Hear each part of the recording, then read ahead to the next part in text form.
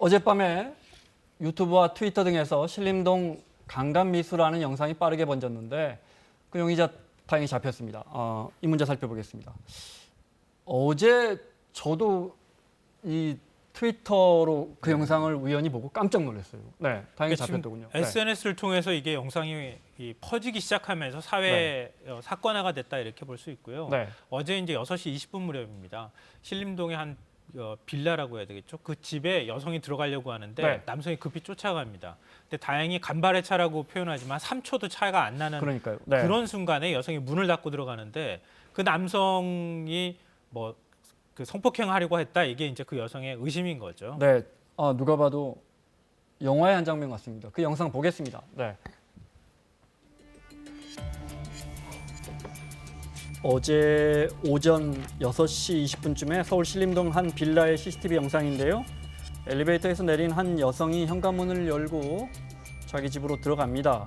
곧이어 바로 모자를 눌러쓴 남성이 여성을 뒤쫓고 집에 따라 들어가려고 손을 뻗어보지만 정말 간발의 차이로 문이 닫혔습니다. 이 남성은 문이 닫힌 뒤에도 한참을 여성의 집에서 서성이면서 노크도 해보고요. 이렇게 저 잠금 장치도 이렇게 만져보고. 네.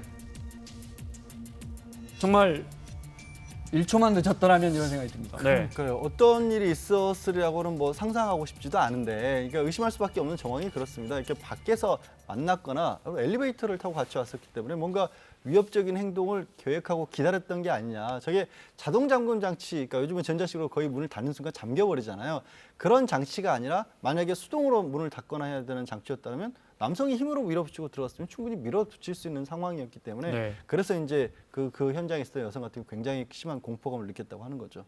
본인이 112에 자수하겠다고 해서 검거가 됐다고요? 네, 위치를 소재지 파악을 해서 경찰이 탐문사에 들어가니까 본인이 자수는 했는데 네. 다만 다만 이제 많이 또 그 이후에 논란이 되고 있는 부분이 이게 제목이 이제 SNS에 올라올 때는 성폭행과 관련된 범죄인 것처럼 올라왔지만 사실은 주거침입이거든요. 왜냐하면 이 성폭행이라고 하는 게 결국 이제 폭행이나 협박으로 원하지 않는 성관계를 하는 것인데 어떤 구체적인 행동에 들어가기 전에 이 남성이 문이 닫힌 겁니다. 정말 다행스러운 일인데 다행스러운 일이지만 범죄를 저지르기 직전이었던 겁니다. 그래서 다른 사람의 원하지 않는 상태로 다른 사람의 주거에 침입했다라는 정도는 되지만 아직 다른 법을 적용하기는 어려운 상황이죠.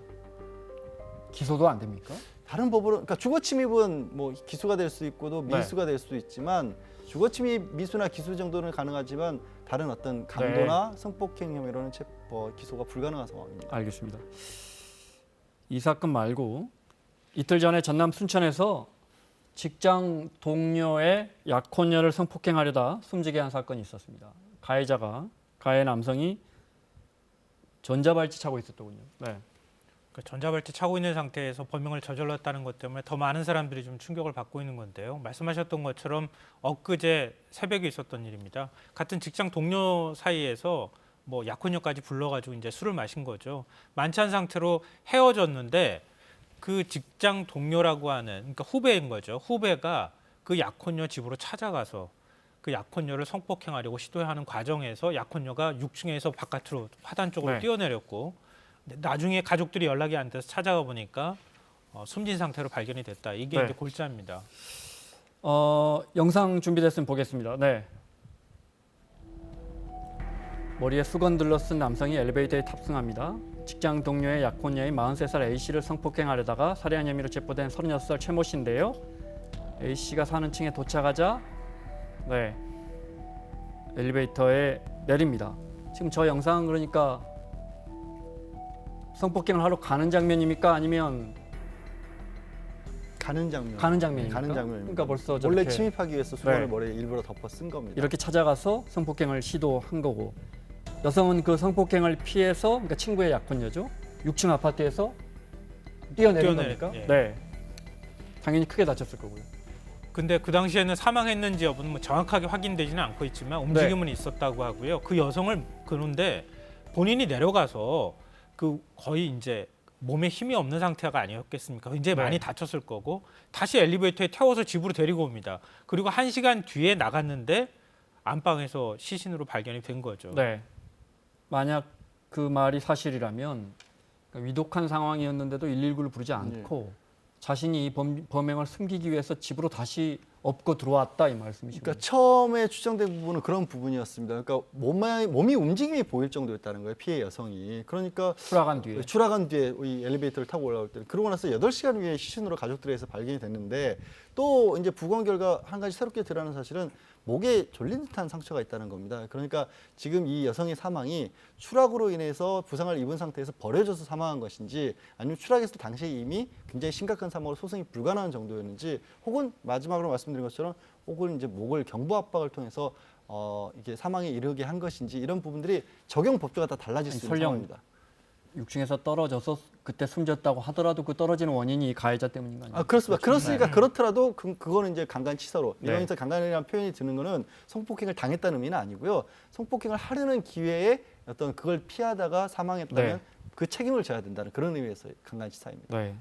어떤 경우에서도 매우 중한 범죄인 건 사람의 틀림없고요. 목숨을 뺏은 데 대해서는 살인이 됐든 강간치사가 됐든 직접적인 책임을 져야 됩니다.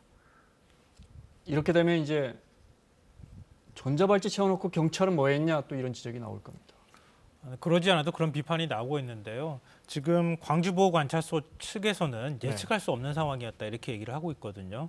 왜냐하면 야간엔 바깥에 나가지 못하도록 하는 그런 제한 명령이 내려져 있는 상태도 아니었고 네. 집 근처하고 동선이 비슷했기 때문에 눈치를 챌 수 없는 사실 상황이었다. 어디 가고 이렇게 있는지는 이렇게 얘기합니다. 점선으로 다 지켜보고 있죠. 그렇죠. 네. 전자발찌가 채워져 있기 때문에 다 알 수는 집을 있었지만 나갔다 슈퍼를 갔다 확인이 되지만 집 근처 항상 다니는 동선하고 네. 크게 다르지 않은 동선이었기 때문에 눈치를 챌 수 없었다 이렇게 네. 얘기를 하는데요.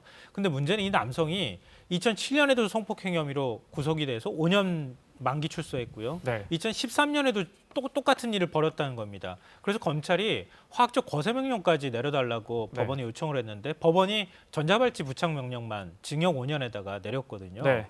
그러니까 조금 더 관리가 제대로 됐으면은 이런 일을 막을 수 있지 않았겠느냐는 얘기가 전자발찌를 나오는 치고도 겁니다. 이렇게 확인된 성범죄는 늘고 있는데 이건 어쩌면 전자발찌를 차고 있는 대상 성범죄자가 그러니까 모집단이 늘어서 재범도 늘어나고 있는지 뭐 그렇게 볼 수도 있을 것 같습니다. 예, 그렇게 지금 재범률 한 2%대 초반 정도, 2%? 예, 2%대 그 초반 말씀은 정도 나오는데요. 100명 중에 2명은 전자발찌를 차고도 범행을 저지르고 있다 이렇게 봐야 되는데 지금 말씀하신 것처럼 처음에는 전자발찌 부착 명령이 내려졌을 때는 인원이 몇 명 안 됐어요. 네. 근데 그 인원이 지금 3,000명 정도까지 올라간 상황이거든요. 전국에 3,000명이 있습니까? 예. 네. 그러니까 재범을 하는 범죄 횟수도 많아지고 재범자도 늘어나고 있는 상황이 돼버린 거죠. 자, 마무리해야겠습니다. 뭐가 문제입니까?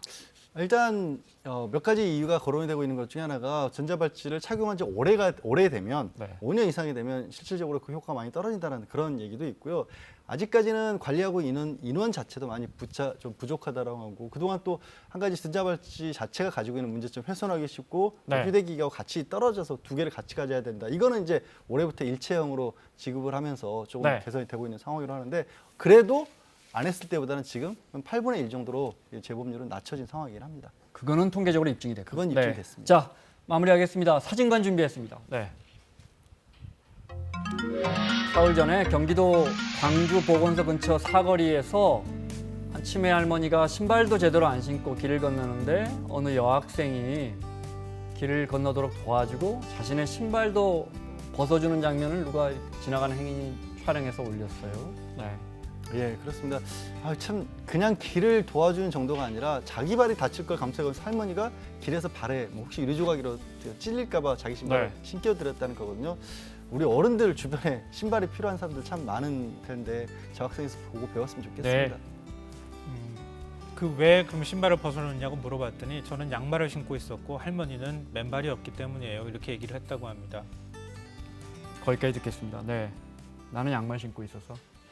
자, 마치겠습니다. 김성환 평론가, 양지열 변호사 수고하셨고요. 사사건건 내일 정두원, 정청래 두 전 의원과 함께 돌아오겠습니다. 고맙습니다.